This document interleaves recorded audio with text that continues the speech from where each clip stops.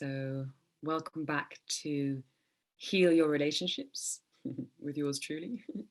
We're becoming experts, I think, on this now, hopefully. Today, the topic is control or be controlled. And it's not really a question. Well, perhaps we can make it into a question. I think we all know the answers, but I want to take a deep look into this because it's all very well saying let go of control, which we've all heard before, right? Oh, just let go of control. It's coined all too often.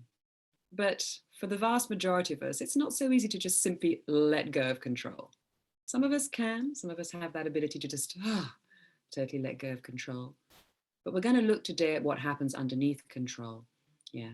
And perhaps work on those layers and letting go of that instead of the control level, which is triggered by so many raw and uncomfortable emotions that perhaps it's better to look at those instead of the control.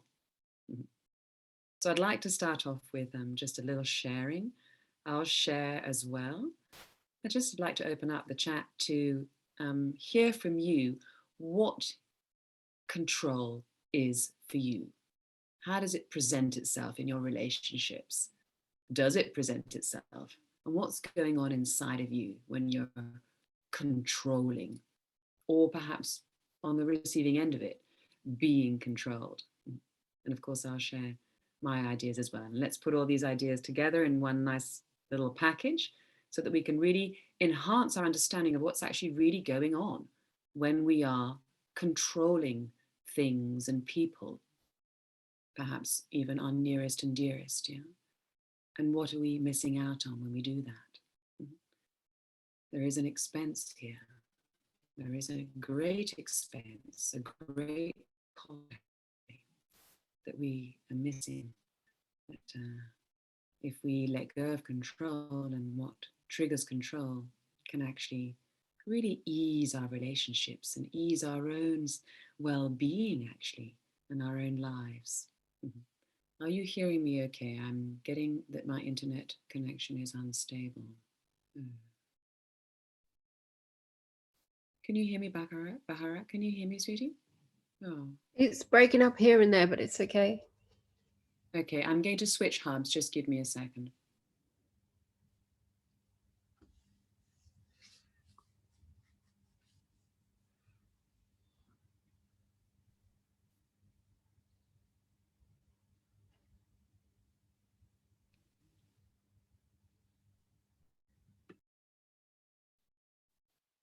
Okay, I hope that's a bit better. I've switched to a different hub. There's been all kinds of changes this end. Can you hear me better now? I'll see how it goes, but I think the other one was clearer picture, so I hope that's not a sign that. Yeah. Okay, it might warm up. I'm getting a higher speed net on this one. Okay. So far. The most important thing is that you can hear me and not that you can see me. Yen Chan, can you hear me? She's just making coffee. She's making coffee, yes. I've already got mine. Okay, so just to start over, we'll start over. The topic for today is control or be controlled. And it's not really a real question because we all know the answer. What's the answer to control or be controlled? Hands up who wants to take the plunge. Control or be controlled? What's the answer?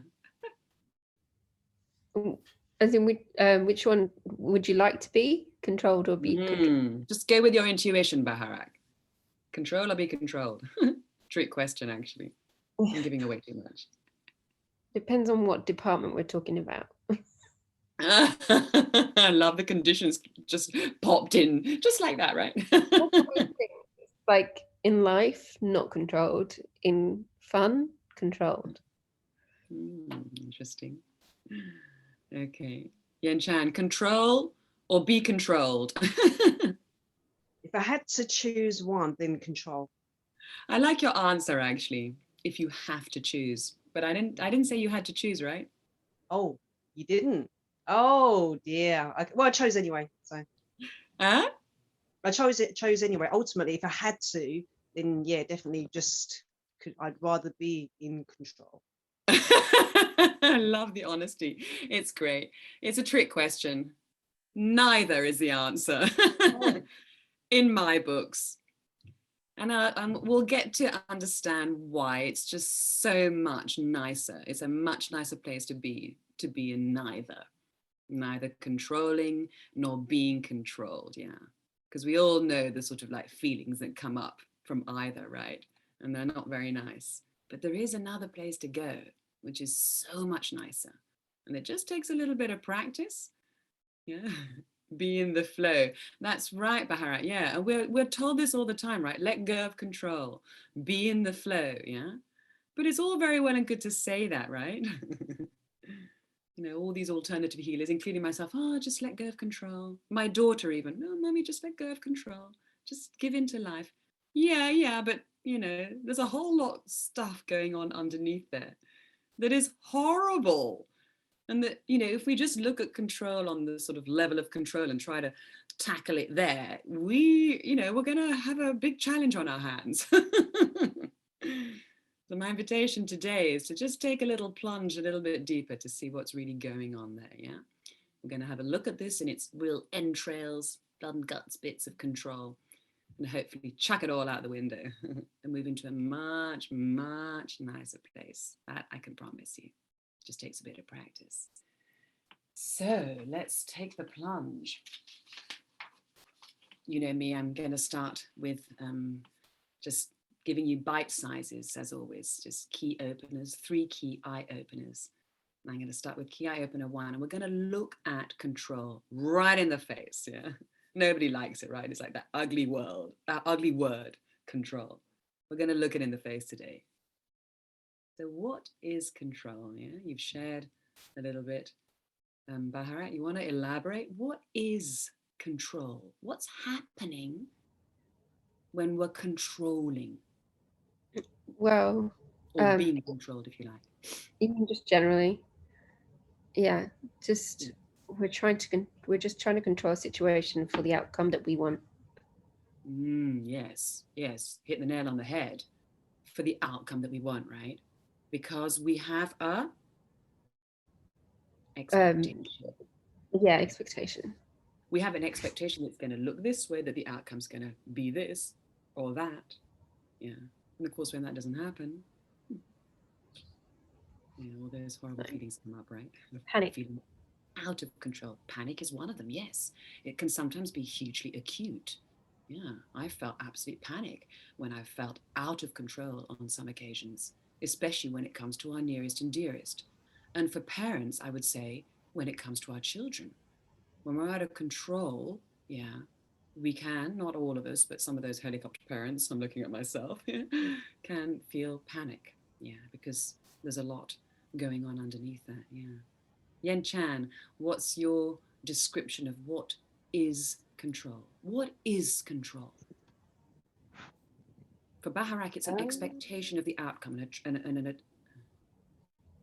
what happened? It's a really good one. Sorry, I just came actually. out of my... Yeah.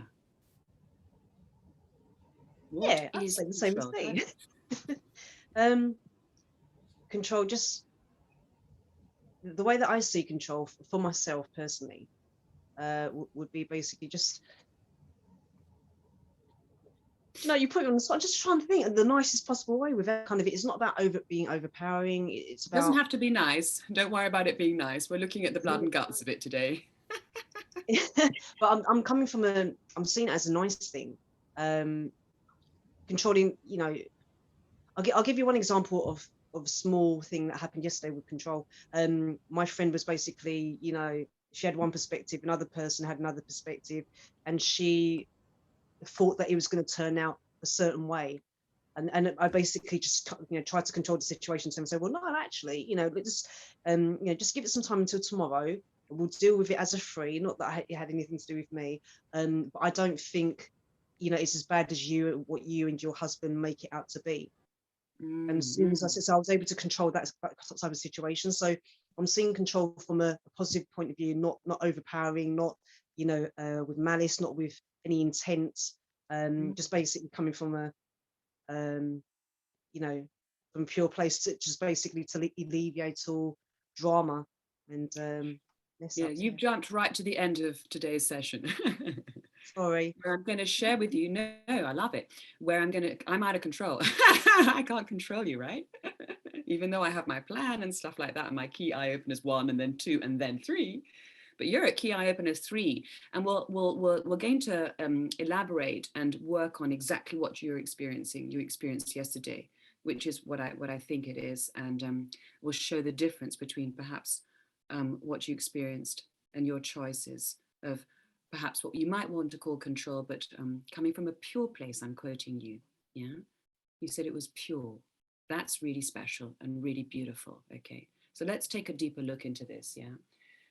In my eyes, when we control things and people, what we're doing is we're like forcing them, whether it's gently or forcefully, you know, powerfully, in a certain direction, right? We're kind of like, imagine a river, and you could grasp the banks of the river and just sort of shift it so that it could meander left and then right, yeah.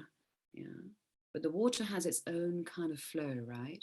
And it's going to find its own natural flow by hook or by crook, whether we like it or not. River being the flow of life. So in my eyes, when we're controlling others, we're kind of like forcing people and things in a certain direction that we feel is best. Very important part of this. We feel it's best for them and for these things, and even for us at times, to go in this direction. Yeah. And I want to add to that.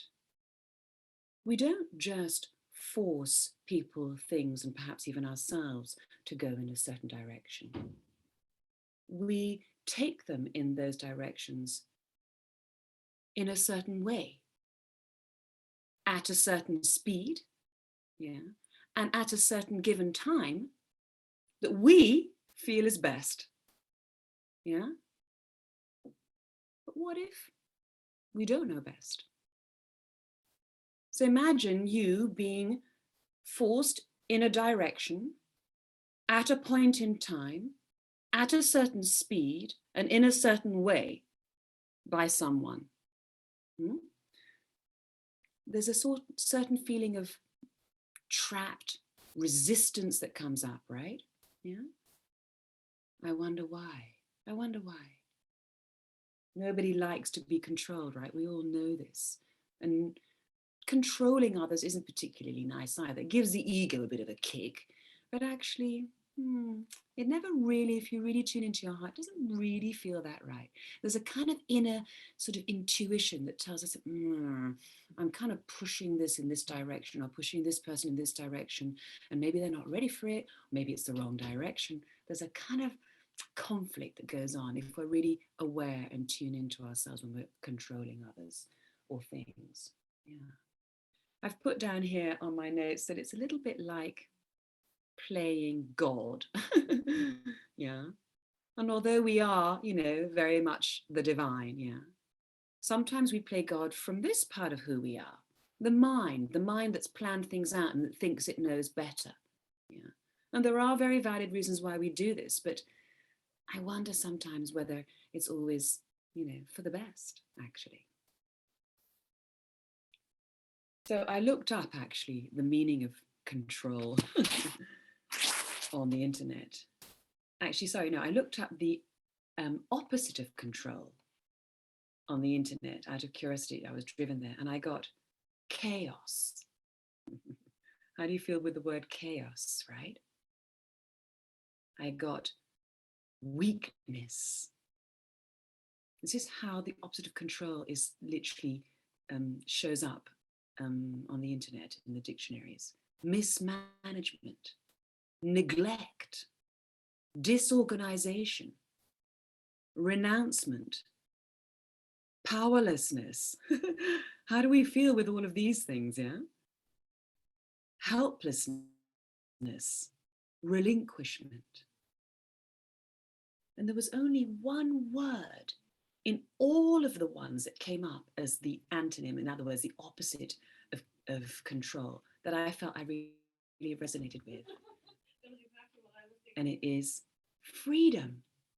It was actually listed on these long lists of words, most of which make us feel sort of like really uncomfortable with. It was one that stood out. Freedom. And this is available to us when we are truly able to let go of controlling things and others. So I'd like to ask you, from a scale of 1 to 5, just to have a little self-reflection moment. How controlling are you? How controlling are you in your relationships with your nearest and dearest, let's say? You can take an average of all of your nearest and dearest relationships, or maybe just take one person. I'll go first. I'll stick my neck out, and I'm gonna do it with. I mean, we're more or less controlling with different people. Of course, with my husband, I'm like, well, when we're under the same roof, which we're not, I'm probably like a 4 out of 5. 5 being not controlling at all, 1 being mega controlling.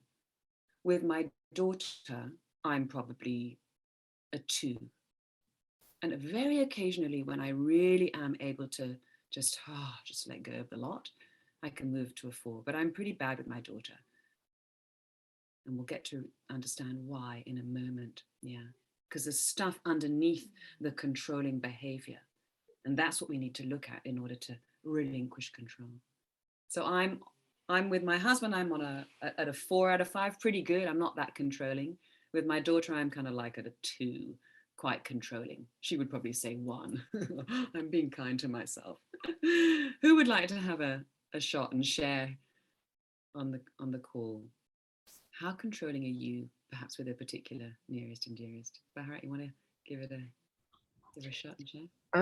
In my relationship, like I've had, if I was to go by my 2 last relationships, the one before, I would say I'm like, what's not controlling at all, not controlling at all. 5.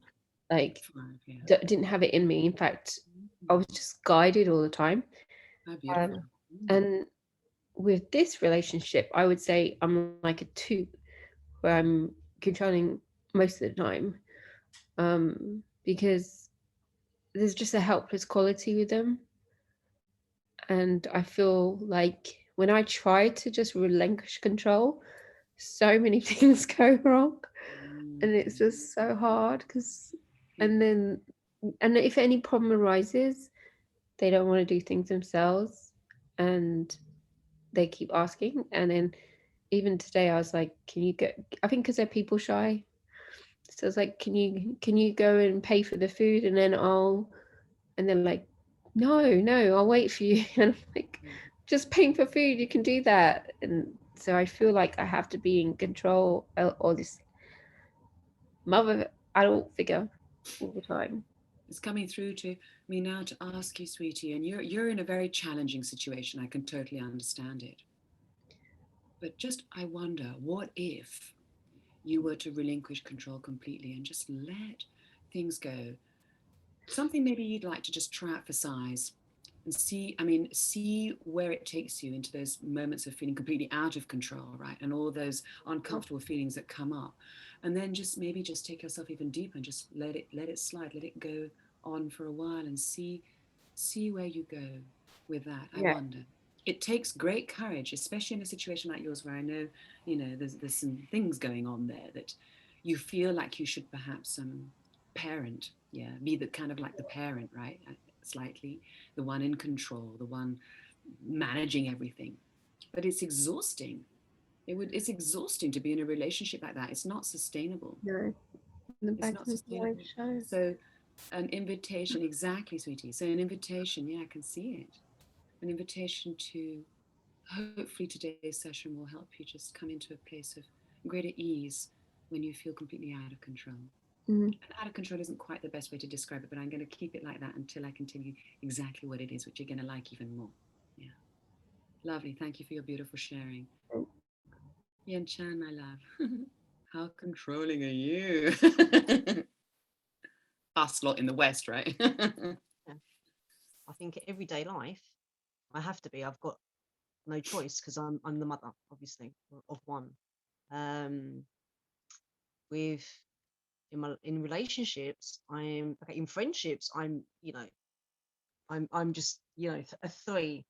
Okay, I'm a 3, and in a relationship, definitely about a 4, I'd say. But the last relationship, um, it, yeah, it was a 3, if not 2.5. I think you know, I think everybody likes the idea of like, kind of, you know, the Prince Charming, you know, just kind of taking control, and you know, everything's a fairy tale and whatever else, right? And this geezer came along, and I invested my time, my energy, you know, trusted him, um, yeah, and let go. I surrendered, to be fair, without knowing that I did it, and as a result, it Mm, didn't really work out. So yeah, interesting, go ahead. interesting. Lots of important keywords that you're sharing, both of you actually, that we're going to look at. Actually, yeah, yes. So we've still got room for improvement, right? All of us. And it is a journey. It is a journey, because what lurks beneath control, we looked at what lurks beneath anger last week, right? What lurks beneath control is quite similar, actually. It's quite similar. But there's one word that pops up more than anything. Remember, at the core of anger was want. Yeah. At the core of control, there is a word that is going to pop up and keep popping up and keep popping up until we are able to just switch into something else that is quite beautiful, actually, and it takes a bit of practice and a bit of awareness. Beautiful. Thank you for your sharings. So what do we do with control? Yeah. When we get that urge to control, yeah, we're told by the whole of the alternative world, oh, let go, go with the flow. Yeah, cliches. Oh, you know, how somebody do it for me. Yeah. Yeah, what do we do? Let's have a look, first of all, at why we control.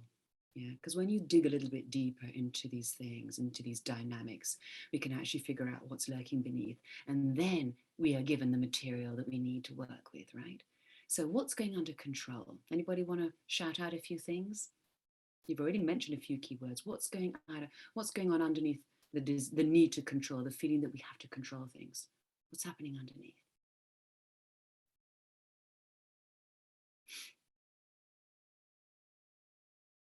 Just throw it out there. If I let go of control, imagine yourselves letting go of control now. You already had that experience, Yen Chan, and a word came up. Can I let go of control? No, I can't let go of control right now. I have to control because I don't trust the outcome to be what I want it to be. I just don't trust it. There's a massive trust issue going on under control for pretty much all of us who control. Either we don't trust the other to do it the way, you know, we'd like them to do it, or as close as, yeah, or we don't trust life to unfold in a way that we want it to unfold. Because if we do let go of it, we're going to be feeling like we're on the edge of a cliff, right? It's a bit like walking the edge of a cliff. And what's on that other side of the cliff? Not the land side. It's dark. It's an abyss. We can't even see into it. I can't let go of control because I know better. I know better how to do this, how to manage this, how to experience this. I know better than, in my case, my control issues were so bad that I was controlling every single member of my family to the point where they were just like drowning in my control, my husband included. Yeah, I'm better now. Because I know better. Sorry, I know better how to do this. I know better than you, I know better than you, and I'm going to do it for you to that point. I'm not just going to tell you how to do it, I'm going to do it for you. My control issues were really bad, really bad. And what I'm doing is I'm actually putting a ball and a chain on them and on me in the process. And it's a horrible feeling. It's like being in prison. And it's like being imprisoned by your loved one, by your mum, by your wife, by the one that you love most, that you want to feel completely at ease with. And yet she comes in with this sort of like forceful energy because she knows better. I'm just saying that as an example of what I've done in the past. And that can be a reason. One of the reasons why we control is because I know better. Sorry, I just know better. Underneath that, there's something else though. One of the reasons for control is I don't believe in them. I don't believe in the fact that they're capable. And perhaps even still, I don't believe in myself. I have so little belief in myself that I've just got to control everything. Yeah, I know it sounds like a little dichotomy there, but when you've got very little self confidence or belief in yourself, you can end up being very controlling of others. It's a projection in that case. It becomes a projection. Yeah. Very little control of myself, very little confidence in myself to manage in life, that I've just got to control everybody because they look like the same. We've projected our lack of self-belief and self-confidence onto them. There is often an outlook on life that we can adopt from the very word go, from infancy, a kind of distrust of the universe and of life. Life is just going to turn out to be a challenge, difficult, tough, a nightmare. So I'm going to have to control it to prevent it from being the fully blown nightmare. Maybe it can be less of a nightmare, or perhaps if I can control it enough, it could be heaven. Because I just don't trust the universe. That life is a horrible place. Life is horrible. The universe is against me. It's all working against me. So I'm going to have to stay in full-on control, even in my sleep, to make sure that I don't go under with it, to protect myself. It's like a protective mechanism as well.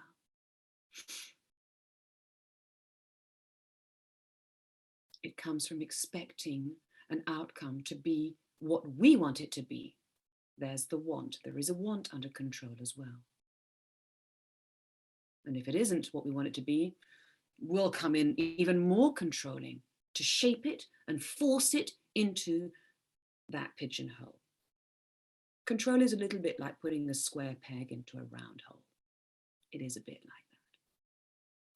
There is another aspect to control, even having, done all the work. Sometimes it's quite simply an addiction, a habit, a long-term habit that's become an addiction that you just don't know any other way because you are habitually controlling. And you believe that this is your role and you just do it daily. It's automatic. Yeah? It's almost like an addiction, because if I let go of this control, if I don't get my control fix, I'm out of control. I can't go there. I can't go there. It's too scary. It's too scary. Yeah. So there are a lot of issues and uncomfortable emotions under control.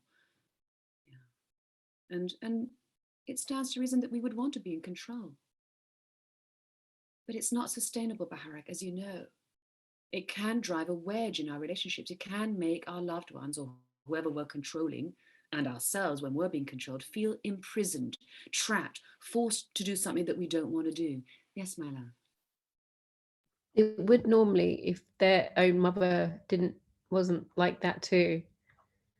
I realize now that that's a huge part of why I'm still in this relationship, because I mimic their mother. Absolutely. Yes, I'm glad you've mentioned it.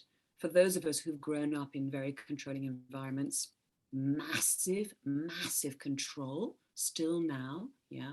We just pick up those habits, don't we? We just think that that is the way to be. But I'd like you to just have just sort of resonating and present throughout this whole conversation today, just that sort of inner knowing. When you are controlling, that sort of little voice or feeling that just goes, I know I shouldn't be doing this. I know that there's a better way. This just doesn't feel good. Controlling doesn't feel expansive. It doesn't feel freeing. It may feel sort of empowering to a degree to the ego because you're in control, perhaps for temporary moments, but it's not sustainable in the long term. Not in your relationships and not for yourself and even your own health. It's exhausting. It's exhausting. And we are quite literally putting balls and chains on ourselves and on our loved ones. There is another way, and it's quite exquisite. It's quite exquisite. And we have to go there. There's no question.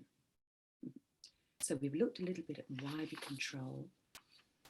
Let's move to key eye opener number 2.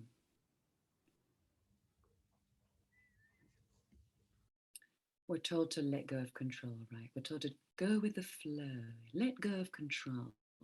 But it's too difficult if we look at it at that level. So what's going on underneath that blocks us from letting go of control? What are the blocks to letting go of control? We've touched on it a little bit. Let's go deeper. And I'm just going to read it as I've listed it out here.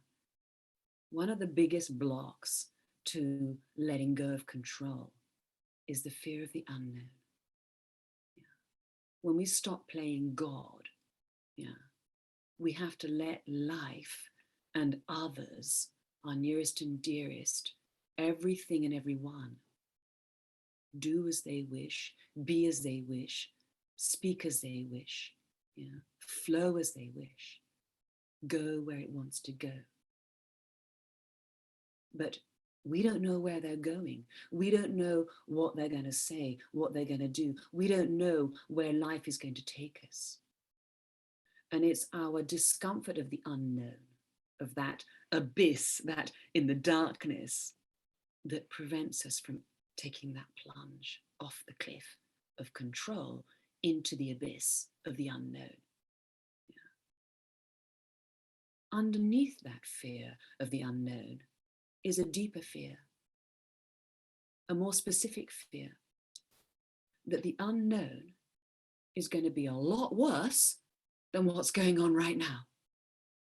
It's just going to be worse. The unknown, there's a belief. It's actually a belief. I believe that the unknown is going to be a whole lot worse.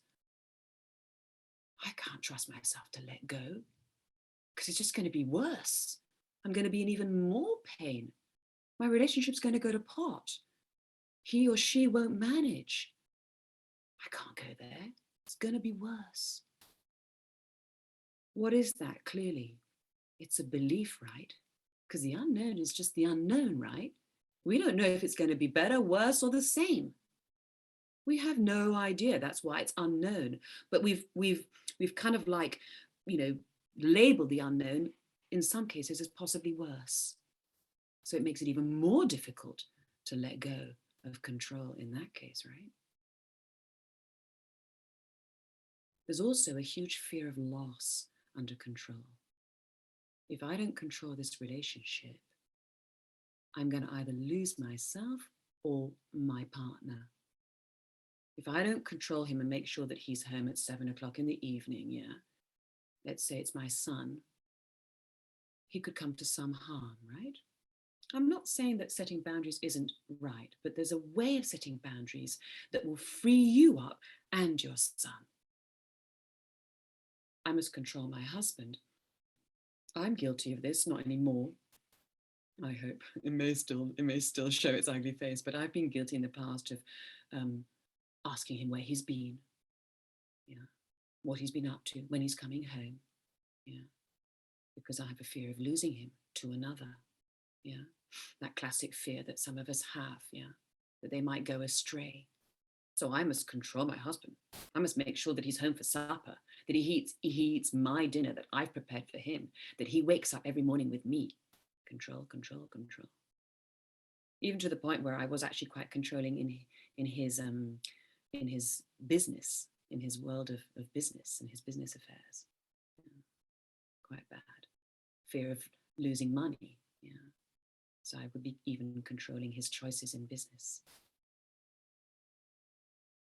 Underneath control, there is another fear, a fear of relinquishing what is familiar. I've got to keep controlling and doing it this way because this is what I'm familiar with. And why do I need to keep with the familiar? Because I feel safe. I know this. I can do this because I know how it works. I've got it down to a T, got the video and the t-shirt, and I feel safe with what is familiar. It's a little bit like turning the fear of the unknown the other way around, but it's good to look at these things from all angles. I want to stick with what's familiar. So I'm going to control it and make sure it goes my way. Because if it goes in an unfamiliar way, in a way that is unexpected to me, I can't cope there. I'm not safe. I don't feel safe. So there's a safety issue there as well. I don't feel secure. I don't feel safe in what's not familiar.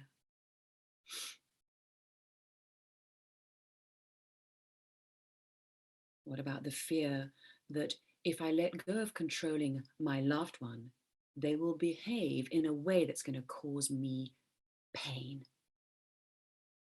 If I don't control them, they're free to do what they want, right? If I'm not controlling them. And they may do something that hurts me. It's a belief. They may or they may not. They may do something that makes you feel great. But these are just some, because there are many, some of the blocks that prevent us from just letting go of control. And it's important to look at them. Otherwise, you can't really let go of control properly.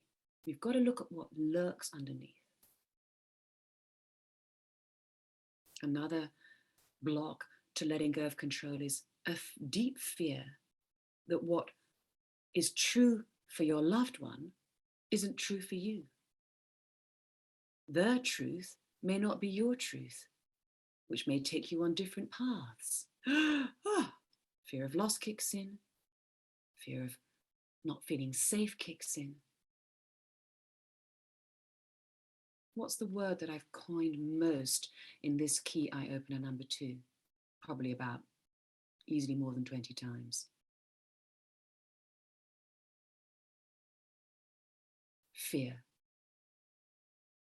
Fear is what drives control.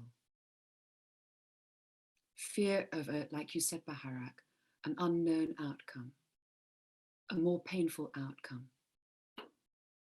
something that I hadn't planned for, that's not familiar, that I don't feel safe in. Fear, and in some cases, as you said earlier, panic. The fear is so acute that it's almost like you're strangled by it. You just got to control because I can't let go. I'm too frightened to. Yeah. So we need to look at this fear. Yeah. We need to look at the fear.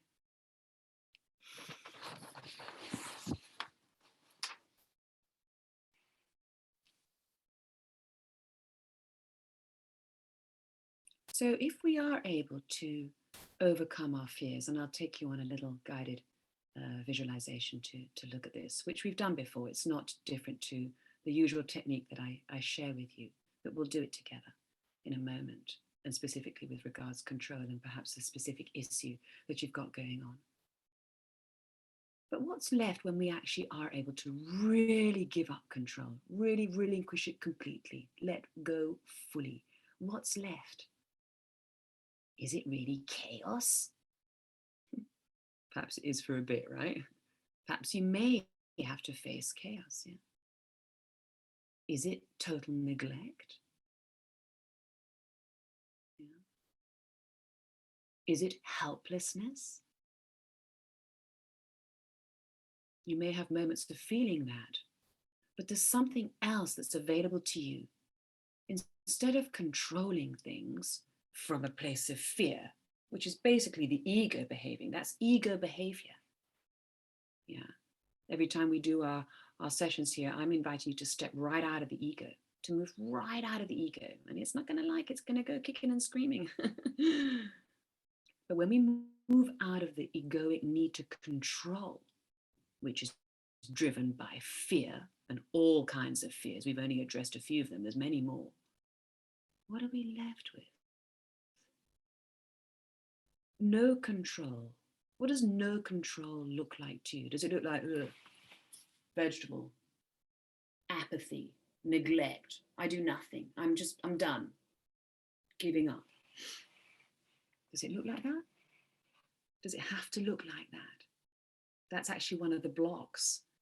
The idea or the belief that if I don't control this, then I'm what's the word? Obsolete. I'm out of a job.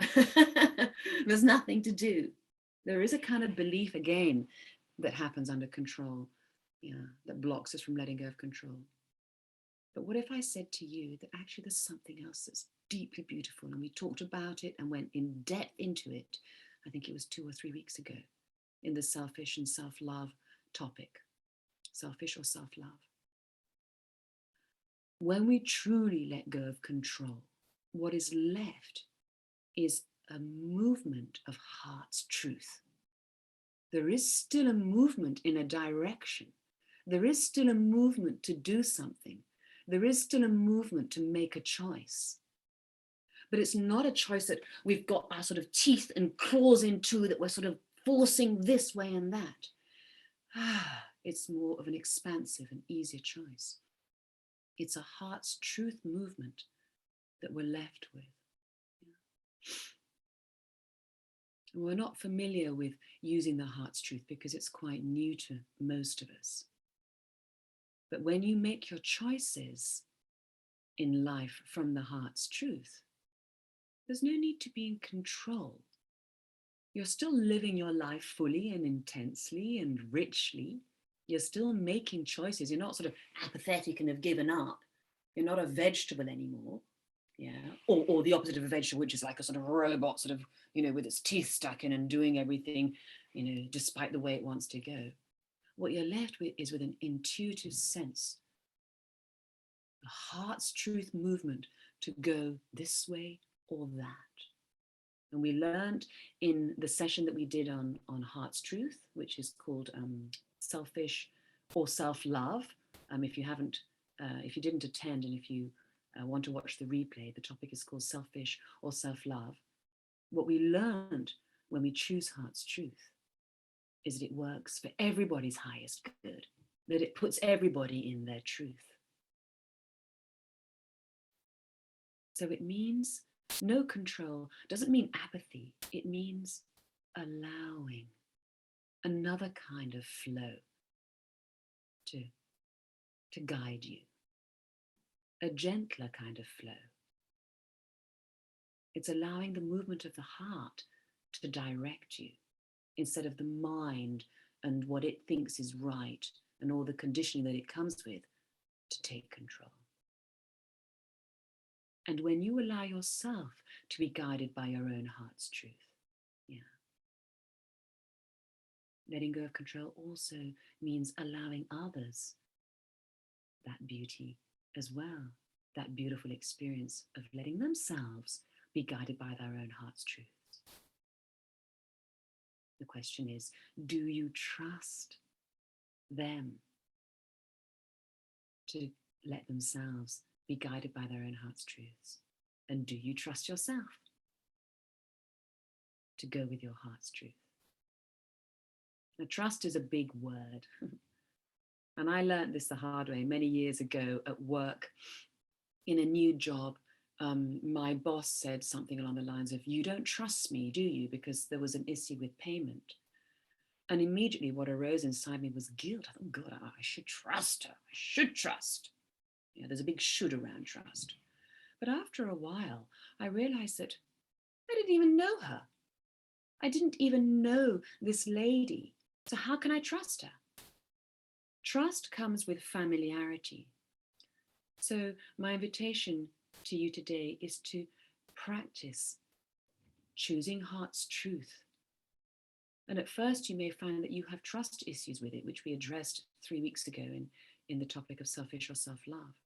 But the more you come to know your heart's truth and the more you come to know that path, the more you'll come to trust it. And then eventually you move out of trust into something even more beautiful, a simple knowing. I just know that this is the best way to go, the best path to take. And I'm going to follow this guidance. I'm going to go with this, my heart's truth. So there's not knowing, because I'm not familiar with this practice. There's then trusting it, coming to trust it because you're getting to know it and getting familiar with it. And then you become so familiar with it because it turns up for you all the time. It always takes you to the quickest path to happiness, that I'm going to just know it because I'm so familiar with my heart's truth. So my invitation for you today is to address what's going on underneath control so that you can truly let it go, truly relinquish it, and know that what you're left with is not, I give up, I do nothing, but a heart's truth movement, and to practice that instead. And sometimes the heart's truth takes us places that can feel a little bit scary, but it's about trusting it, trusting it, trusting it until you know that this is what's for the highest good. So I'm inviting you to let your heart guide you rather than the controlling mind and what it thinks is best. And so what I'm inviting you to actually is into the divine flow of things, into your own divine intuition, into your own divine knowing. We have that accessible in us, but we don't believe in it because we don't believe in our greatness. I don't believe that I'm divine. I don't believe that I can access the divine flow. No, I'm not great enough for that. What if you are? The only way to know that is to practice it. It's not going to fall into our laps. We need to practice being divine, trusting the divine, choosing the divine, and then eventually, when we've got to know it so well, simply knowing the divine. And when we choose that on a regular basis, we will know that actually we are divine. Sounds a bit inaccessible still to most people these days, but it will remain inaccessible until we start to practice it. So I'm inviting you to change course away from control, heal what goes on underneath that blocks us from letting go of control, and choose a path that is your very own divine flow, your very own divine choices, your very own divine reactions and behavior and action.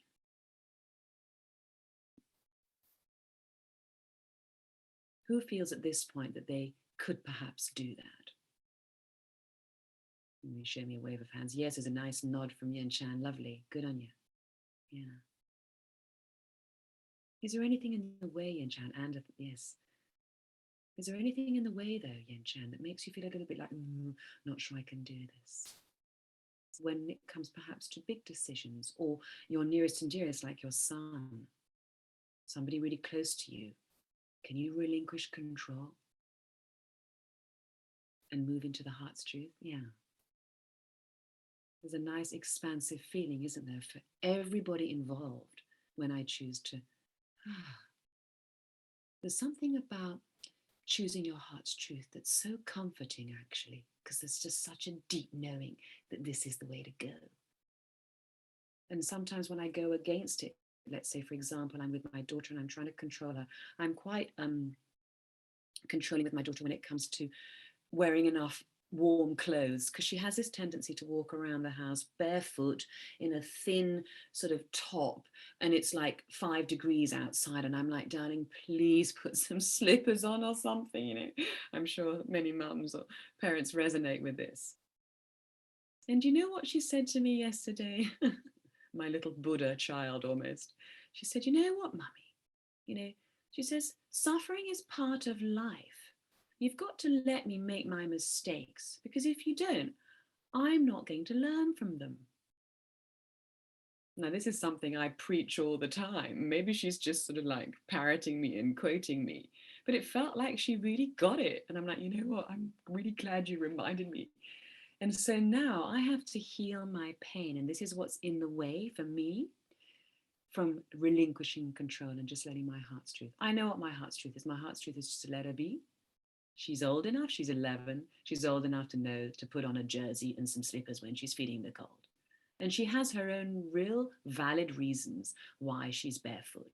It actually gives her a sense of relief because she's quite hot. She gets hot very easily. So she has her own reasons. And I just keep getting in the way because I'm sitting here going, freezing with my 2 pairs of socks on and slippers and everything. And I've projected that onto her. Yeah. And I think she's experiencing the cold the way I am. But the chances are that nobody experiences things the way you do. We're all such unique individuals, but nobody does. So we control them from our own standpoint, from our own viewpoint and perspective and experiences in life.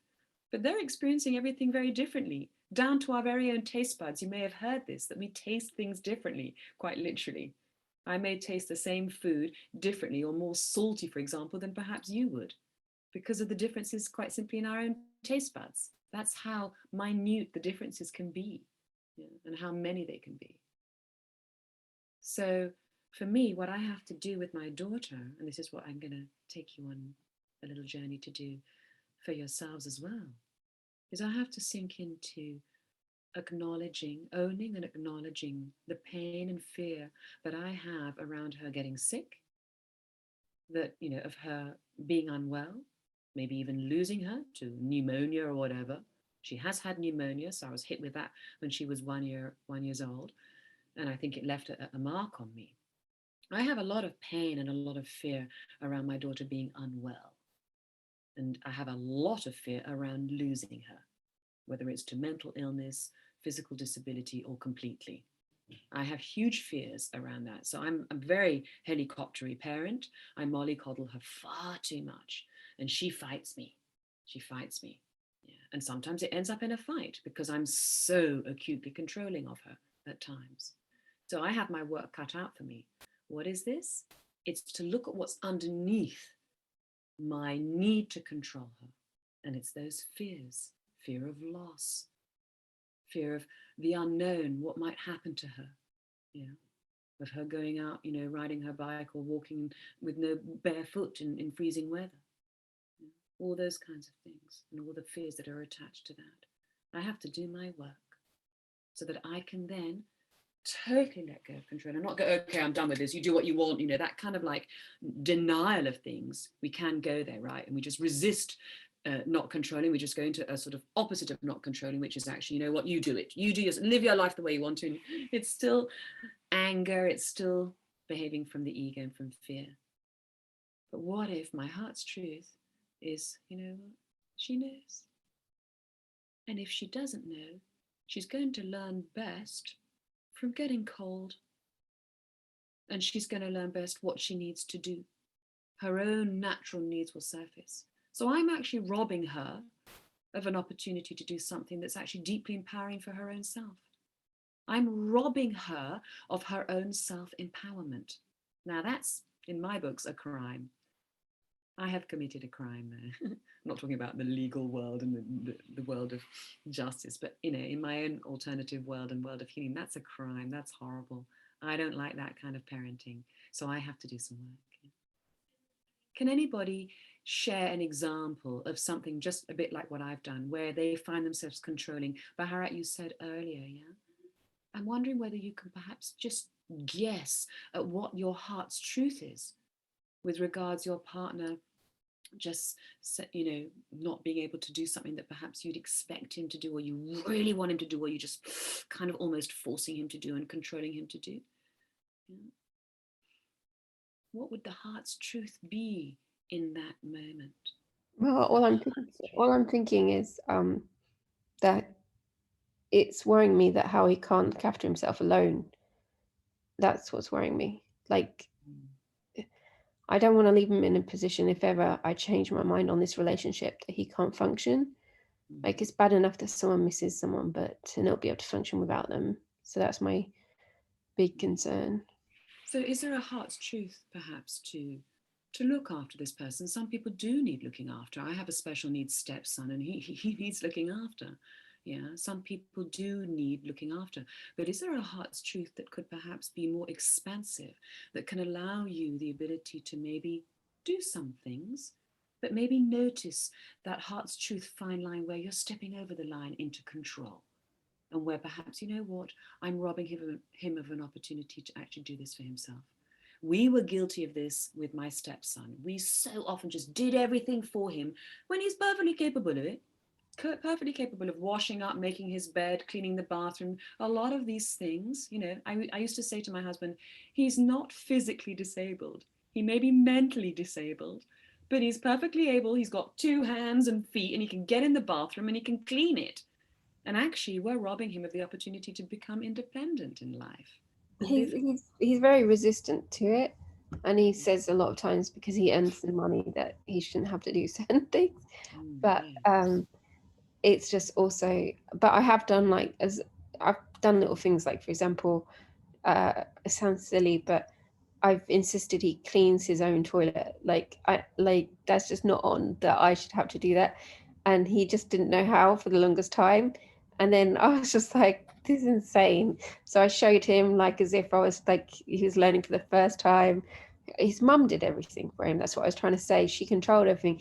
And when she comes here, she drives me potty because she's still like, what do you want, Brendan? Like still talking to him like he's a child. So it's really difficult to, my northern accent came out there.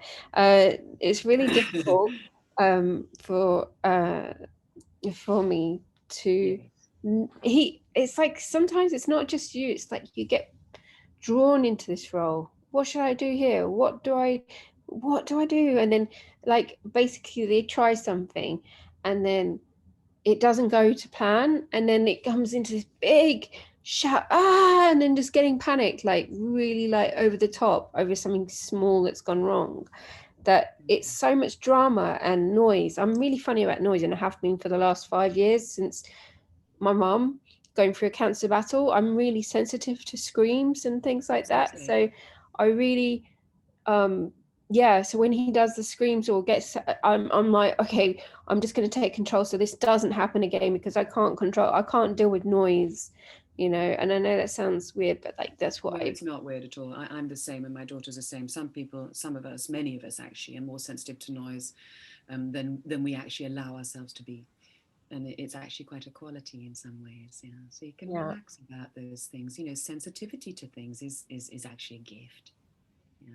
So instead of resisting it and thinking there's something wrong with me, I used to need, if I didn't have noise in the background, I felt like it was almost morbid, like I didn't want silence and I wasn't comfortable with silence. But since doing meditation and my friend introducing me to that daily silent meditation, not guided, I learned to love the silence and it gave me peace after the grief, with the grief. So lovely. Yeah. Okay, so if I was to ask you now, Baharak, with this, I can see how difficult it is in this situation, because it triggers so much in you, so much irritation, so much need to just, I can't do that, I just gotta. If you could just, for a moment, just sink into what the heart would do. Yeah. What would the heart do? What the heart knows, right? The heart just knows. You can just drop into your heart. Just what would love do? What would the heart do? Instead of, oh, I've got to take control of this. The thing is, when you take control of it, it's just going to like repeat. It's never going to get resolved in a way that allows you to just not have those moments of total frustration and irritation and, yeah. What we want to return to is a peace, an ease of flow. And I'm not saying that's going to happen every day, but more of it, right? Rather than these recurring incidents.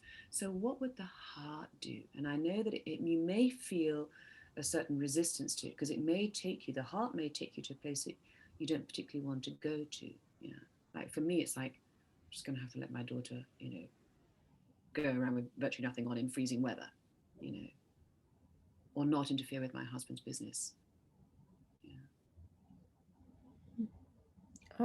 I mean, my heart was doing it like today. I was like, feeling, because I have like white blood cell issues right now, and I've got autoimmune condition, and it's elevated right now, and so I feel really nervous going out. And then I was trying to like say, just wait and we'll go home together so I can sanitize everything after, but he was insistent I need to go home, and I was thinking, well, actually, to myself, this can be a chance for his independence, to just do it. So yeah, so I let him go home on his own without me and just put the food away. But I was like, okay, so when you get home, put the bags down, open your food, then wash your hands, and then get a fork. I was trying to explain to him, which is sad, but that's what I did. No, it's not sad, sweetie. It's a sensitivity, and it comes from somewhere. And I totally understand this hygiene thing. I've been a complete maniac about hygiene myself, but it's a massive control issue. Yeah. A lot of the time, a block to not being able to let go of control when it comes to issues of hygiene. I'm going right to the core of it here, because we don't have time to deal with the layers, is a lack of trust in your own body to do what it knows how to do perfectly well and automatically, which is to look after you. Yeah. Doesn't mean don't ever wash your hands, yeah, or that your partner will never wash or be dirty, right? It's not that. It's just allowing, when you know that you're stepping over the mark, when you know that you're pushing it a little bit, you've stepped into control, yeah, you know that it probably wasn't necessary to tell him to wash his hands and sanitize everything. How can I live with maybe the fact that he does, maybe the fact that he doesn't. And it comes back to me and trust in my own natural mechanisms to keep me well. Yeah, I did try. I mean, it was a first today. Yes, it was a first, and you certainly let go of a bit. So well So done. I So that's a good failed, I example. said Not earlier, really. because no, I did. Because when I got home, I sanitized his phone again, and then I sanitized his keyboard. So I failed. So there's something to look at there. Yeah, just look underneath at why. Allow yourself to just drop into the fear and pain around, like, I'm going to get sick from this, or I'm going to eat somebody else's dirt or something. There's a lot. I actually know Yeah, more the a child who's on the situation. spectrum, and one of his issues is hygiene. So it's very real. And I have a lot of that as well, although I'm a bit better now. I want to say to you that it wasn't a failure, and this is really important. When you start to let go of control, try to be, pat yourself on the back, because it comes from these very big fears that we have, right? There's a fear of lack of hygiene and the consequences, right? In your case, and certainly there was in my case, and probably still to a degree. I'm slightly sheltered from it here, and with COVID, we've been so isolated that I don't have to worry about people sneezing all over me. But when they do, I don't like it. So I have some control issues there as well, and some issues around trusting my body to just, what? There's a gem. It knows, yeah, just like your body does. But what I want to highlight here is it wasn't a failure, sweetie, because he went home on his own. How often does he Yeah. go home on his own? So look at that and just make sure that you've actually, you know what? He got home. He didn't get lost. He didn't go astray. He didn't sort of like, never to be seen again. He got home. He took the shopping home. And actually, he did sanitize. Yeah. So there are some little things for you, right? So be super gentle, yeah, and just allow yourself to take a moment out when there's nobody around to just sink into, the fear of it not being sanitized, and having to control that. Right? I was like that at the beginning of COVID. I was literally sanitizing everything, and I was dunking all my shopping in bleached water, water with bleach in it, and letting it dry in the sun before I even put it anywhere near the fridge. I mean, I went to an extreme, but eventually, I tried not to do it. Try not to do it and see what kind of feelings come up. That's a real way of practicing letting go of the control. Okay, I'm not going to do this. I'm going to bring the shopping home, or I'm going to let my partner bring the shopping home, and I'm just not even gonna wash it and hygiene it and sanitize it. What comes up, that's what you've got to deal with. That's what you've got to just observe. And just soften to it. Soften to it. Keep softening to it. We're going to do this now. Thank you, sweetie. Yen Chan, anything that you'd like to share recently, or that you do repeatedly, that's quite controlling, that you kind of know that your inner intuitive self is telling you that this isn't right. I'm stepping over the mark. I've stepped over into robbing this person of an opportunity to do it themselves, and all the benefits that come from that. Where are you? Any examples? And how does that feel inside? And do you feel able to just sink into the heart and choose heart's truth? I think it'd be very similar to your situation with your daughter. So sometimes, sometimes I do think that I'm a bit too much when it comes to my son. Like you talking about kind of sensitivity with hearing. Like, if I left him to his own devices, he could be on the Xbox from morning till night. But he gets excited and he starts, with excitement. He's really loud and whatever else, and I need a moment's peace to myself. So I'm either at the other end of the house or the top of the house, and I can still hear him, and it infuriates me because I feel like I don't have my own personal space.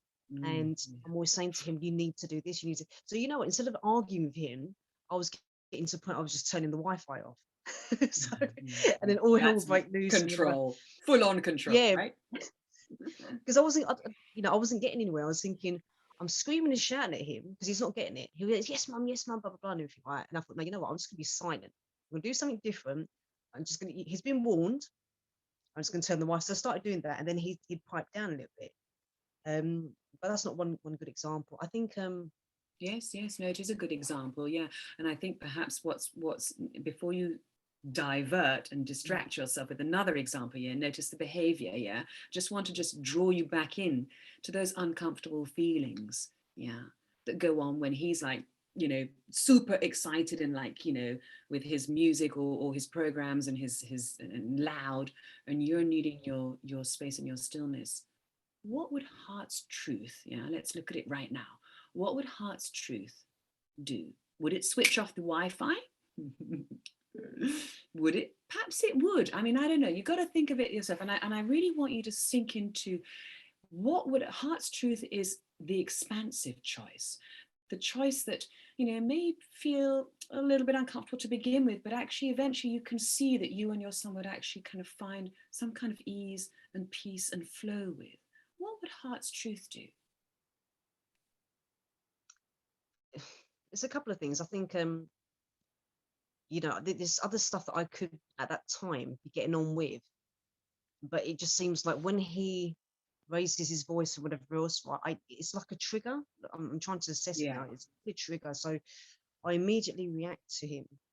And then I start doing what I normally do, is just tend to pipe down or whatever else. And then, you know, if he doesn't do it and I hear the noise again, it's a, you know what I mean, Yeah, constant trigger. exactly. So because he's not listening the first time, and it's not as if he's defying me either, but he's choosing not to, you know, change. So therefore I'm reacting. That's all it is. So well, I could, you know, to be fair, I could be walking the dog, I could do things different. I could be out in the garden working out and stuff like that. But I think at that moment I'm just thinking, I just want my space. I just want it to be quiet right now. Um, but really, you know, if I was firm from the beginning, someone said, look, you know, you've got X amount of time to be on the Xbox, then I should give him that leeway and just let him crack on for, you know, an hour, 2 hours and not worry about it. I think where, you know, especially at the weekend, I've allowed him to have that time. Like his routine would be, he gets up, turns the Wi-Fi on, comes into the living room, he basically puts the Xbox on, and I don't mind. Do you know what I mean? But when he gets loud, it just takes over me and it drives me bonkers. So then I start reacting. Yes, But I exactly. recognize that now. So it's what's triggering that reaction that we need to look at, right? It's what, because there's a lot going on here. But if you weren't reacting so much, you may not feel the need to control it so much. And perhaps, you know, your heart's truth, like you said, is to just cap it. You know, you've got an hour or 2 hours, and, you know, I know he's going to get really noisy. So what can I do for myself apart from healing, you know, that irritation? You know, perhaps you can just allow yourself to be surrounded by the noise and just soften, soften, soften, and to the point where perhaps you are okay with it, and let it just like push that button so much that that pain comes up to the surface so much that, oh, and you just soften to it rather than resisting it, resist, resist, resist to the point where then I just go into control mode. Soften, soften, soften, soften, soften. Yeah. That's one option. I'm just throwing out some options here. Or maybe if you really feel like, you know, it's a real absolute fact that you can't even be in a space where there's that much noise, earplugs or something that could help you. Yeah, if it's a real biological scenario where you just can't cope with that level of noise, yeah, and it's not actually a sort of negative trigger, but it's just something that you simply just know, heart's truth, I can't cope with this. What can I do for myself so that he can have his um, letting go in a way? It's his expression, isn't it? So sort of, whoa, I need to sort of do this. Perhaps it's a real need of his. And what are your needs and how can you meet them? Mm-hmm. So that everybody, you know, gets something. I don't know, I'm just throwing out ideas here. But what's heart's truth? Heart's truth is likely that we want to give him that opportunity to just express himself, right? Is it?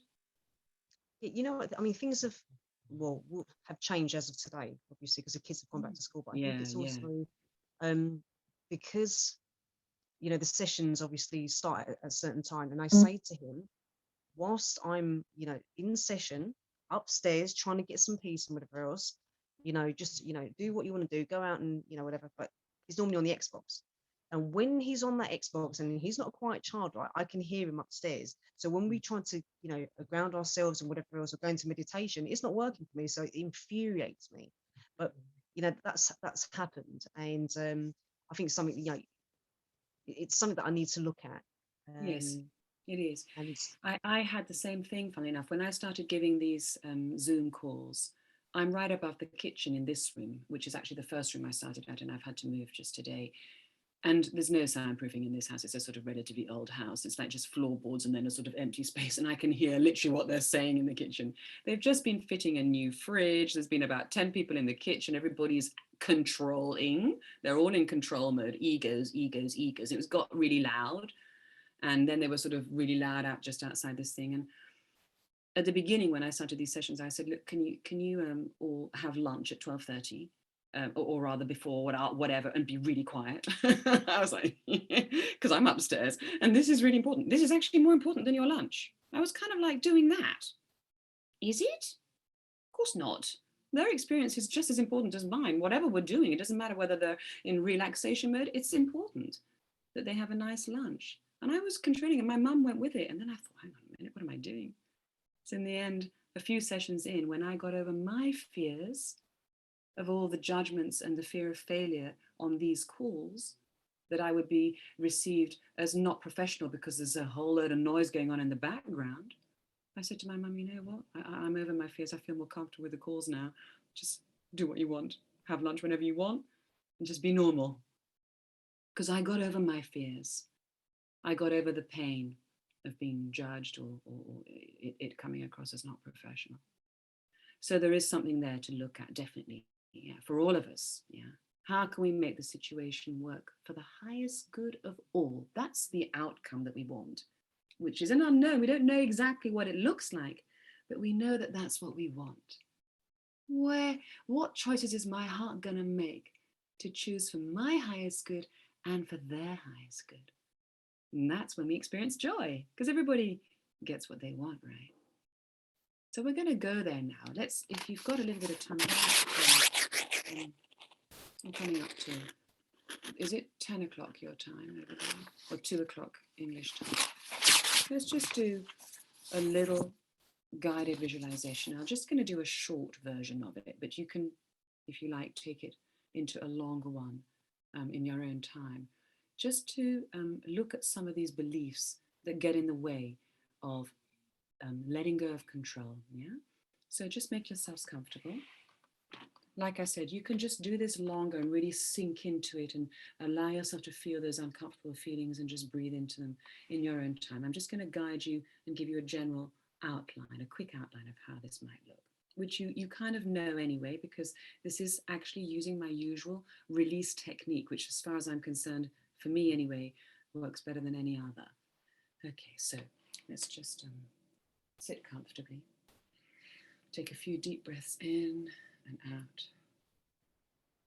And just bring into your mind an experience that really pushes you into control mode. Perhaps the ones that we've just talked about, where you feel you've just got to, like you said, Yen-Chan, turn off the Wi-Fi because the noise has just gotten too loud. Or like you said, Bharat, where you just start to need to control things because the noise levels are too much and you're just feeling so irritated inside. Yeah. Okay. Or any other issues of control.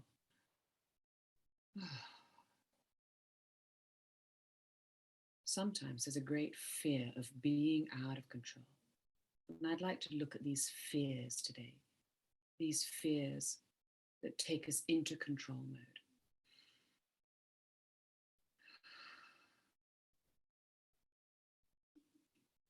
I want to look at this fear of not trusting. I don't trust that the outcome is going to be a pleasurable one or a successful one. Just look at that objectively. Just take a deep breath into the feeling of not trusting. It's a slightly fearful feeling. It's a feeling of insecurity, not being safe.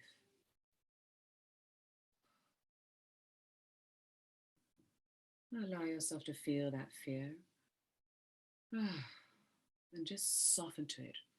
What we want to do is we don't want to keep resisting the fear and tensing up into fear, in which case we'll pop into control. What we want to do to all of this is just become soft and just have open awareness to it. Okay, I'm open. I'm aware that this is happening. And with my breath, my out breath in particular, I'm just going to melt and allow this to just fly out of my system. The softer we are, the easier it will just pass on through. So what I'm asking you to do today is don't hold on to the fear. Just drop it. Oh, okay, there it is. Don't hold on. Just watch it as the observer. You can say words like, I detach from this. It can help you just remove yourself a little bit from it whilst it's still there. You are now watching it from the objective point of view. I detach from this fear of not being able to trust in the outcome, in a successful outcome, in a pleasurable outcome, in the outcome for the highest divine good. Not being able to trust that. Watch that belief. It's simply a belief. And you can even utter the words of the belief. When you utter the words of the belief, you want to do it really soft with totally open awareness to the belief and total ability to observe from the detached point of view. And you can say the words very slowly. I don't trust that the outcome will be successful. You can just say those words very gently or just on a whisper. We're not aligning with that belief anymore.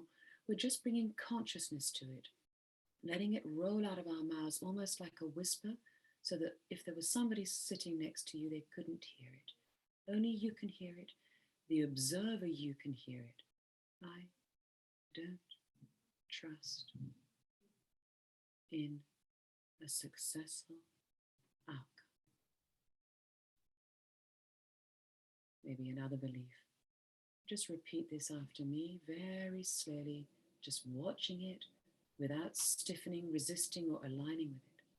I don't trust my loved ones to do a good job of it. Deep inhale, let go of this belief. It's just a belief. Notice any feelings inside of you that are connected to this belief, any fear. Stay with your focus inside of yourself. Soften to all of this. Keep softening to this. I don't trust in myself.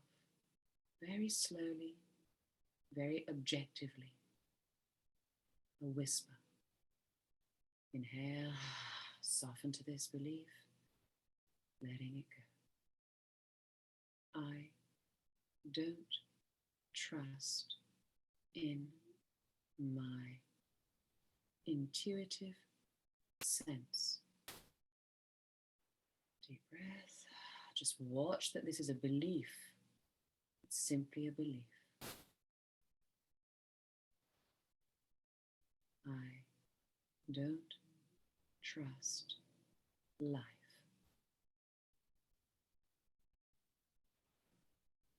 To bring me happiness and peace. Deep breath in, let go of the belief.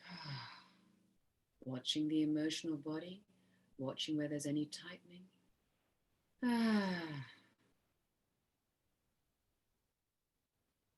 I don't trust in letting life and others live their heart's truth. Let go of this belief. And just say the words, I release these beliefs on all levels now. And I detach fully on all levels. Inhale, big breath in. Soften to all of it. Keeping the focus nice and soft inside of yourself. Ah.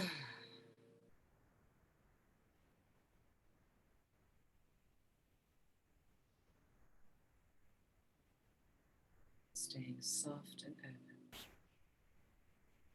letting go.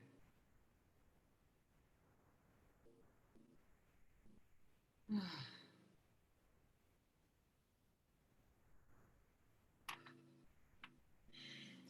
Just watch what's going on inside of you. Just drop the feeling, drop the uncomfortable feeling. This is what's in the way of letting go of control. Without this uncomfortable feeling, you would be at greater peace to just let things and people be and do as they wish. Just gently come back to your breath. Come back into your bodies. Notice what you're sitting on. Just a little coming back into the present moment. Letting go. And come back to center. And in your own time, just flutter open your eyes and come back to the Zoom call.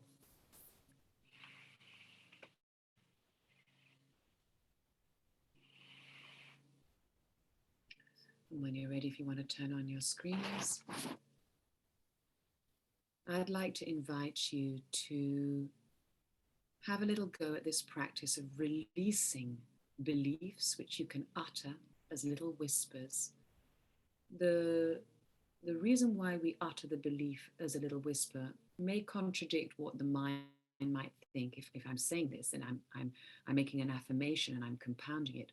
On the contrary, if you utter the belief with just a simple gentle whisper and an objective viewpoint that this is a belief and I'm not aligning with it, I'm not making it an affirmation, I'm not going with it, I'm just, oh, there it is, yeah, that's a belief, then I can soften to it and I can let it go.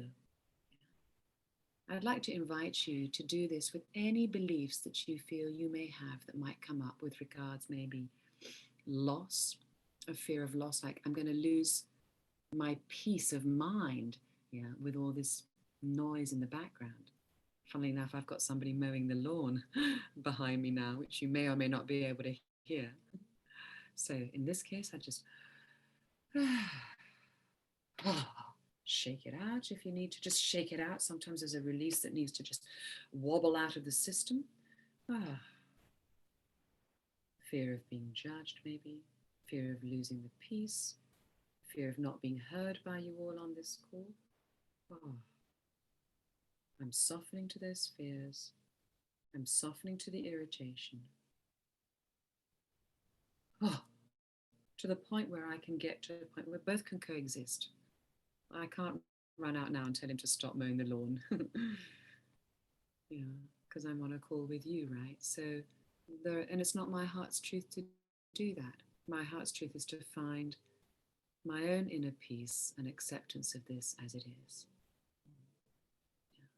So there may be beliefs about loss, yeah, any kind of loss, fears of loss, yeah, that things might get worse when you relinquish control. So you might want to write some of them down. Baharak saying that she can't hear the lawnmower. Interesting, you see. So here am I wanting to control the situation. Briefly for a moment, I could have gone into control because I'm worried that you're hearing it, but you can't even hear it. So my belief was that it was irritating you and I was getting irritated. You can't even hear it, right? So there you go. I'm making up a reality that isn't even real.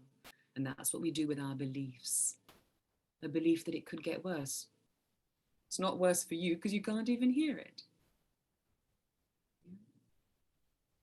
So perhaps I'd like to invite you to just write down. And when you write down these beliefs, write down whatever beliefs you may have about a particular situation if you were to relinquish control over it. Just write them down and watch yourself writing them down. There's a belief. Allow yourself to intuit them. Let them speak to you. I believe the noise is going to get louder, for example, with your son Yin Chan. Baharak, I believe that I might get sick we might get sick if I don't sanitize every single centimeter squared of all my shopping, yeah, or whatever it is, right? I don't believe that he can find his way home. Yeah. So instead of saying I don't believe, you just say, write down, he can't find his way home without me. That's the belief. So put it in the positive.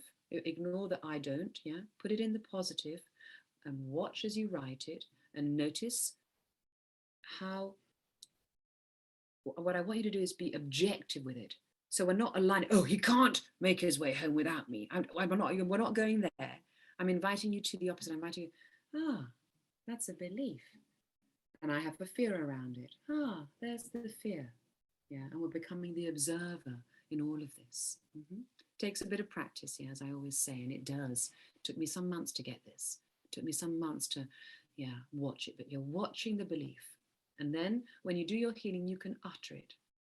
I don't believe. He can't find his way home without me. Say it really slowly, really softly, and all the while you're watching yourself say this. There's the belief. Not, he can't find his way home without me. I better go with him. I got to drop everything and stop my life, put everything on hold because this man can't look after himself. Yeah, he may be very capable of looking after himself in many more departments than you give him credit for. And that will be your freedom. Hence, the only word that I resonated as opposite of control was freedom. And that's what's available to us. So this is a practice, that we need to do in order to really relinquish control. Look at what's underneath. Notice where those beliefs are. Notice what feelings are attached to them. Observe the whole lot. And with your focus inside of yourself, soften to it all. Don't hold on to it. Just let it go. It's gone. I've just noticed that this is a belief. I don't need to believe this anymore. Okay, right. So we're coming to the end now. Just to recap. Before I recap, has anybody got any questions? Anybody feel stuck or resistant to something that I'm saying, or not clear about anything, doesn't know how to address something out? This is a wonderful technique. It's the one that works best for me. I do it every day. Whenever there's resistance to any situation, whenever I'm moving into control. It feels horrible to control because inside of us, we kind of know that we're stepping over the mark. We're not doing ourselves or the other any services, even though the mind might think that we are. So we have to own our own pain around that. Heal it in any which way you like. You can use the release technique that I showed, or you can use any other techniques that may work better for you. Whatever works for you. Try anything out for size, and then use it. Use it, actively use it. Make that choice. You are the only one that can get yourself out of control. Nobody else. That's one thing you are in control of. So just to recap, what is control? Control is forcing the energy in a particular direction that we think is best for that person or that thing, that experience. It's also forcing it in a certain way, at a certain time, and at a certain rhythm and speed that we still think is better. Otherwise, why would we do it? We think this is the answer. But what if the heart's truth knows better? In other words, what if the divine flow knows better? In other words, what if life knows better? I'd like you to question that. Look at the blocks to control. Look at your own blocks to control. This is key eye opener number 2 to recap. Look at your blocks to control. Look at where you're controlling, what the beliefs are in those moments. So pick a few examples that you have that come up regularly in your lives and just address them initially. Take one first, one by one, not all at a time, like the ones we've already talked about. Perhaps go with those first. What are my beliefs around this situation? And then feel the feelings and just keep softening and noticing that it's a belief, that the emotion is attached to a belief that isn't really even real. It could be different if I stopped controlling. And last but not least, when I give up control, it's not that nothing is left for me to do. It's my inner guidance that's available to me. When I let go of control, my heart's truth is there to guide me. And that works for the highest good of all. And it's in that heart's truth that we can experience our freedom. It may take you to places where you may feel some discomfort. Yeah. Trust in the heart's truth. Become familiar with it. And then you'll know that it always takes you. It's the quickest path to happiness. So keep healing, keep softening to all of this instead of stiffening and becoming brittle. Yeah. Because it's actually detrimental to everybody and exhausting. Soften, soften, soften. So we're coming now to the end now, and I just want to share, just one last secret, which with this practice will come, more easily. The more you practice letting go of control and letting your divine intuition guide you, the quicker and better you get at it. You actually grow exponentially better at it because it's actually very natural to who we are. And the less you will need to control things. And it gets easier and quicker. It looks like an uphill struggle from this standpoint when we're at the bottom of the hill. But guess what? It's a belief. It does take practice, but it actually gets more and more easy the more you practice it. And you'll become masters of it soon. And you'll come to a point eventually when you're choosing your heart's truth in every moment. I'm not there yet. It takes some years. It takes some years. But it's a much nicer place to be. And your freedom is there. You can start experiencing your freedom straight away with different choices. Heart's truth choices. So my invitation to you today is to take life as it comes. Take your partners as they come. And choose heart's truth. Sometimes heart's truth doesn't say anything. I hope that this helps you see a little bit what happens, the mechanics of things underneath control. And I really hope that with the choice of heart's truth, you can become more and more familiar with this and more confident that this is a better way for all concerned. In my experience, it has been. And if you weren't on the call for the Heart's Truth call, where we went into the nitty-gritty of it, it's, I think, 2 to 3 weeks back, and it's called Selfish or Self-Love. And it's that choice of self-love that frees everybody. So we can relinquish control and choose heart's truth in its stead. All right, everybody. Anything else that anybody wants to share? How do you feel about choosing heart's truth now? Do you feel able? Do you feel willing to practice? Do you feel a bit like, oh God, this is going to be a labor. I don't want to do it. Up for heart's truth? And chance seems to be game. Good on you. Yeah. Yeah, you're saying all that, and then I thought it's really quiet now. And I've got the lawnmower behind, and you've got the quiet. I've got the quiet. I've got the dog snoring in the background. So if you can hear that, that's my dog. No, exactly. We can't. It's actually quite quiet, and I'm thinking all those times that I shouted at my son. I feel a little bit guilty now, but I know that when he finishes school and he comes back, that I'm going to enjoy his company. That loudness, I don't mind that loudness, but all of a sudden, for the last 2 months, it's just quieting right down. So yes, yeah, it's just really weird. It's quiet here as well. I actually sobbed all the way home after dropping my daughter off because I miss her, because there's a lot of bonding that happens in homeschooling, and it's also very quiet here. Just to reiterate for you, Yen Chan, this is a good one for you to practice straight up, this relinquishing of control, when he next turns the Wi-Fi on and whacks on his games and starts getting loud. And feel into it, own it, heal the pain, heal the fear, heal the irritation, all of that. And just sink into heart's truth. Ask for guidance, by the way. Yeah, ask to be guided. Ask for the highest divine flow to guide you. Yeah, and just sink into the whole scenario and soften to it. And then have a feel into what heart's truth would do for you to be able to just not even feel the need to control the situation anymore. Yeah? Feel into it. And it could look like, yes, there's some boundaries around that time. I can accept that it's going to get loud during that time, but I know that it's only going to last an hour because I've set a clear boundary around it, or 2 hours, whatever works for you. And in the meantime, what can I do, or what perhaps I should avoid doing? If there is going to be noise and I can't escape it, what can I do with the noise in the background that won't mean that it won't irritate me? Perhaps I can cook. Perhaps there are some activities that you can do, that you won't if you've got noise in the background, that you won't feel irritated by.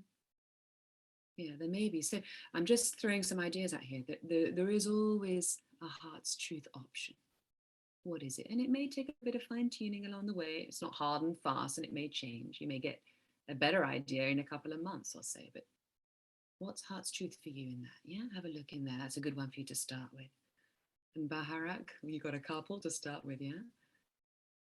Whichever one you want. Choose one just for now, and really allow yourself to sink into the pain of it. Yeah, a bit like we did in the guided meditation, but in your own time, in your own ways, but without going, yeah, I'm not aligning with the pain anymore. We're over that. We're over aligning with the pain because we can observe it. Yeah. Doesn't mean we don't feel it. Doesn't mean we don't feel the fear, the irritation, the control, the need to control you. Go there, go there, go there. What are my beliefs around this? Which one are you going to choose? Hygiene or his ability to get home?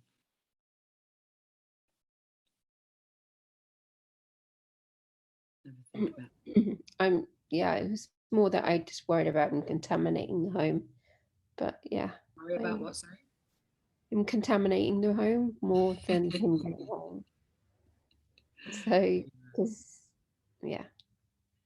Have a look at that, Cindy. Okay, so look at the worry. That's your material. That's what you've got to work with. Control is denial. It's denial of the pain and the fear that's going on inside of us. It's like, you know what?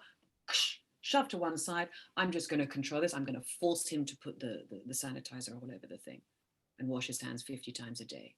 Yeah. Well, it's when we go out. But I'm just like, it's funny because it's a turnaround from when this all started. Actually, I was lacking in caring about it. And even I was out with a friend in a restaurant, and Richard, and it was like, he's like, hold on. I was like, what? And he's like, let me sanitize your hands. And like, he was taking care of me. It was the other way around. And yet, like, now it's the opposite. I'm just, because it's more and more doctors calling me in an office, telling me, this is not good. You need to look at this. And, so you've got this problem. You got this problem. And yeah, exactly. And that instills huge amounts of fear, right? Yeah. In my body not being able to do what it needs to do, which it basically does automatically. Yeah. What measures can I take for myself? Yeah. What can I do for myself without really controlling myself? Yeah. But what measures can I take for me that can help me just let go of controlling him? Yeah. Yeah. And it's like even taking my mask off in the dentist the other day. I was shocked that I have depression, but anxiety not so much. And I was like shaking and feeling really nervous in not a good way. And the fact that like a lot of them were having their mask here when they were in the dentist, like I was just like, I was just freaking out, Yes, exactly. You just want to go, put your mask on, this huge stuff comes out. Okay, so it's right in those moments, Bahar, that is when you have the best opportunity to heal. So you allow yourself to be wherever you are next, and that sort of thing happens, whether it's at home or out. You just sit in that waiting room chair. Just close your eyes. And just soften to the nervousness, soften to the fear, soften. Yeah. At first I was like, I'm not doing this, because I was going to, but now I've seen, and then I tried to come with a soft approach to them and talk to them, because she's like, why? What's wrong? And I said, well, I've got this, and I'm just worried to like be in a room where I know someone's been maskless and it's a confined room. And then she said, oh, I'm really sorry about this. And she was, for once in Malaysia, it's rare, but she was really empathetic. Like, Yeah. he wasn't laughing at me, and I was like, okay. Yeah. We calmed right down, and actually then I was taking my mask off, and I went from anxiety to, okay, let's do this next week. And I did sit with the discomfort, and just thought about the logic is that if I do this, what I need to do actually puts me in a better position with my autoimmune. So basically get rid of my mercury in my mouth. So that's what I'm planning. And it's like, I've got to be logical. Yes, well, I mean, heart's truth may simply mean, standing up and speaking up to the person in charge to ask people to put their masks on, which, perhaps that's Yeah, heart's and I did it less in panic, whereas I was feeling panicked, but I was like, I really think like all these sessions have made me think about how I speak to people with like out nervousness, and so just to focus on that. And I don't know, I just like was like, look, I don't, it's only because of this situation that I'm feeling nervous. I said, I don't want to upset anybody. I don't want to offend anybody. I don't want anyone to, because you told everyone off. I said, I feel a bit bad that you've told everyone off. And I was like, it's not about, I'm sure with everyone else it'd be fine, but with me, it's just a little bit of a danger. So please, but maybe it's a danger. I don't even know if it's a danger, I just don't. And it could be if you've got an autoimmune thing going on, then perhaps the heart's true thing is to ask for help, and it's her prerogative if how she speaks to others. That's not your responsibility. Yeah, I felt guilt. Like she called everyone in a room, and then I was feeling so bad. Like, oh no, what have I done? But yeah, but anyway, it was fine. And yeah, and actually, the people that I thought the other people that got told off would be awkward after, but they were actually really understanding. So yeah, it changed everything a bit. Not in a negative cloud like I normally receive from trauma. Used to impact me like massively in situations, and so it came out of nervousness and stress and panic, whereas this came more in a more calmer, logical place. It had a better effect, and it was a real good lesson that day. Yeah, exactly. Notice the beliefs around that triggered the guilt. Oh, they're going to feel like I'm that, sort of like, yeah, that's a big part of me that I need to work on.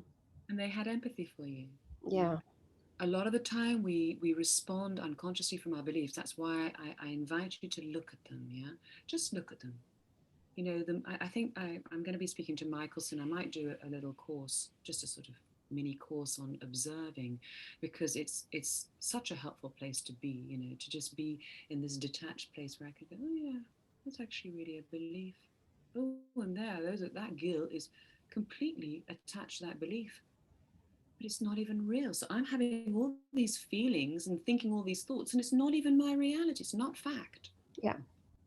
So we could spare ourselves so much discomfort and uncomfortable experiences if we were to just go with fact. In other words, be right in the moment, right in that moment, fully present with yourself and everything that's going on around. And let's stop this sort of going there, thinking, oh, it might be this, or it's because of that. Anywhere that's led up to it and all of our associations, they're not valid anymore in this fresh moment. This is a 100% fresh moment now. It's fresh.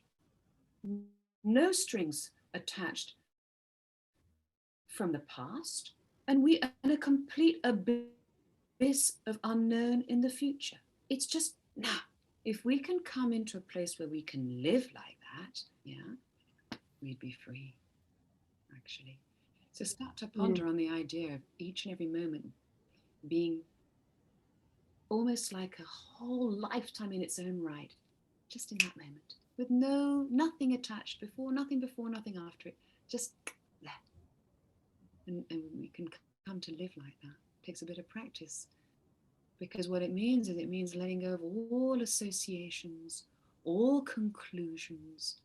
And to do that, we need to let go of past pain and things like that, because some of those associations and conclusions have ended up being beliefs that are stored as emotions in our bodies.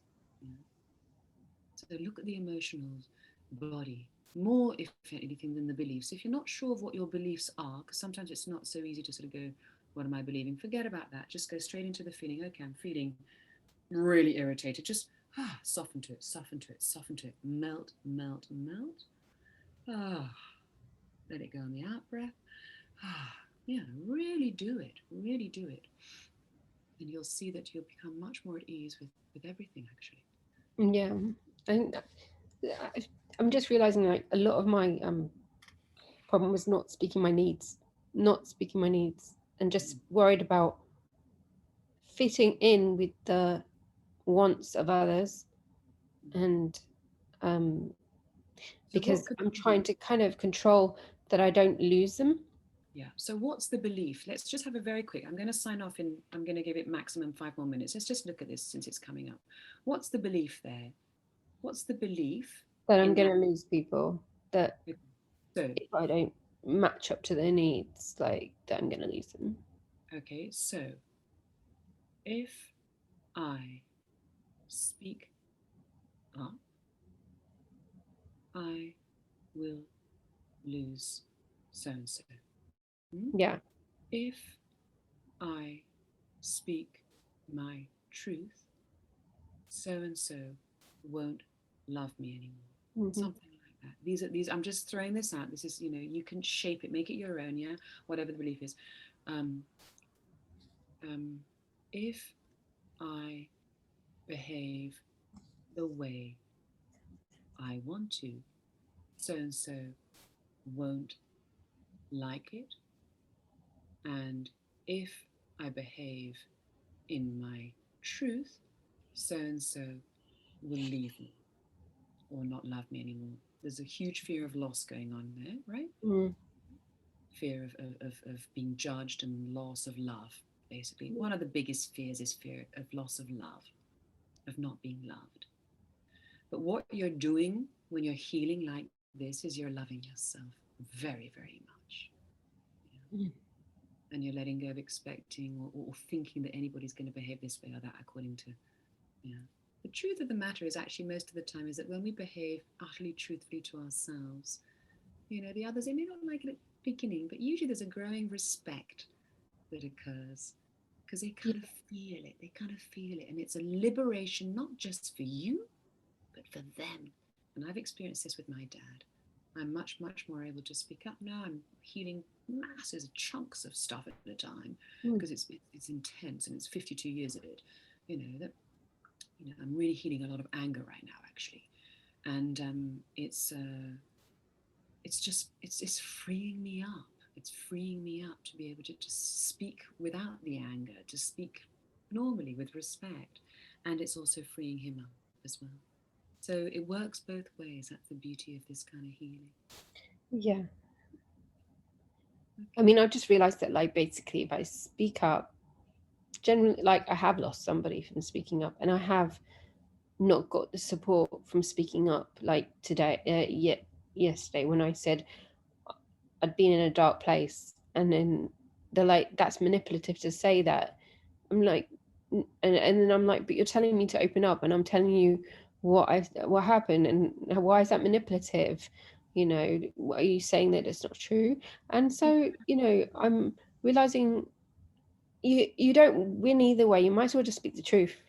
Yes, speak the truth, but be careful that when you're speaking the truth, now that you only you can notice if there's any iota of blame or anger towards them, because they will be getting that. Remember when we talked about communication? It was one that we did some time ago. Yeah. We talked about actually the greatest communication of all is your state of being. It's the energy that you send out. So you may be saying, I've been in a dark place, but there still may be something that goes on saying, you're to blame. It's your fault. Yeah. Or you should be healing me. You should be making me feel a lot better because I'm in a dark place. You should understand. So if you're still sending it that, then he's gonna respond like that. So again, here is the importance of owning everything. Everything that you're experiencing inside of yourself is your own experience. Own it. Yeah. Before you speak up. And if you feel like you're about to go, I've been in a dark place, and you can feel that underneath that there's a kind of like, it's your fault, or you should be helping me out because I've been in such a dark place. If there's any expectation, anything that's a bit negative that's going their way, just don't say it. Just return to yourself and, Okay. Yeah. I'm still feeling angry. I'm still expecting them to do this. Feel those feelings, heal them, heal them, heal them until Yeah. you're free of that, right? That's the responsibility that we have to take, really. Yeah, but it did show and highlight when I explained why I'd been in a dark place, and it was something I'd explained to them before, and then it highlighted that they hadn't actually listened to what had They happened. should. You should understand. You should get me. You should understand exactly what's going on inside me. But you've I know already I would explain like what a doctor had said and why it got me so down, and apparently they didn't understand that's what it meant, and um so I had no idea. I thought they understood it, so yeah, okay. So and if maybe so, it brought then out truth, so that's good.